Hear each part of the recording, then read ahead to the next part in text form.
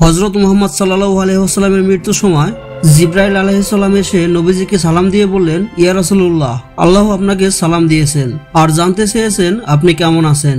মুহাম্মদ সাল্লাল্লাহু আলাইহি ওয়াসাল্লাম বললেন, আমি অসুস্থ, খুবই কষ্টের মধ্যে আছি। তখন জিবরাইল আলাইহিস সালাম বললেন, আজকে আমার সাথে নতুন একজন ফেরেশতা এসেছে, যে ফেরেশতা কোনো মানুষের কাছে আসার জন্য কখনো কারো অনুমতি চায়নি, শুধু আপনার অনুমতি চায় আপনার কাছে আসার জন্য।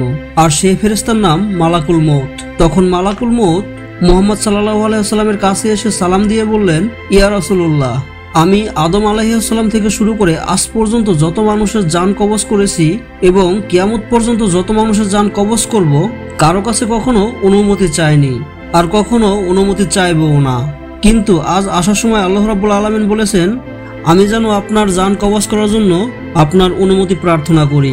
প্রিয় বন্ধুরা, একবার ভাবুন তো আমার নবীকে আল্লাহ কতটা ভালোবাসতেন।